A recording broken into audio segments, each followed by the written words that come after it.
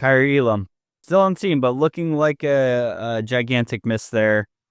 Coupled up with the fact that we traded up for him.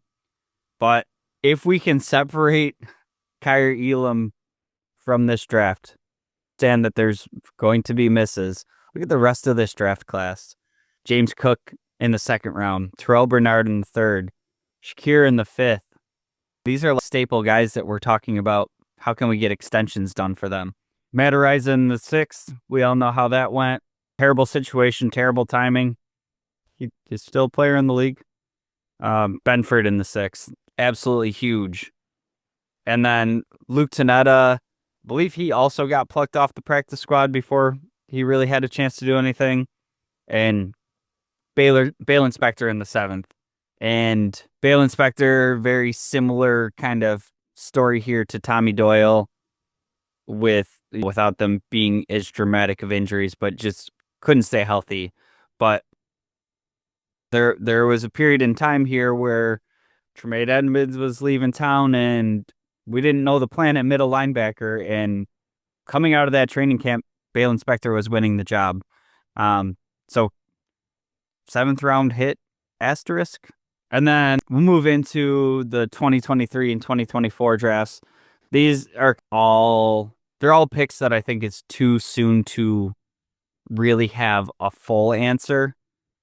But round 1, Kincaid, I know this year wasn't really exactly what we were expecting after he had a pretty awesome rookie season.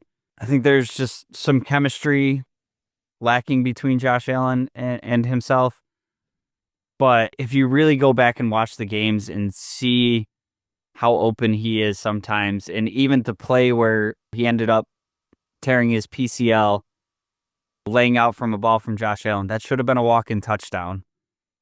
I think there's still a whole lot of growth coming from Kincaid, and I still have huge aspirations for him.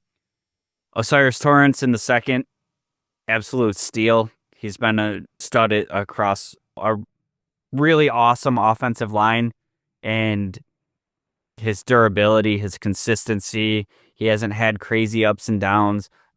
I don't believe he has missed any games through 2 years of his career.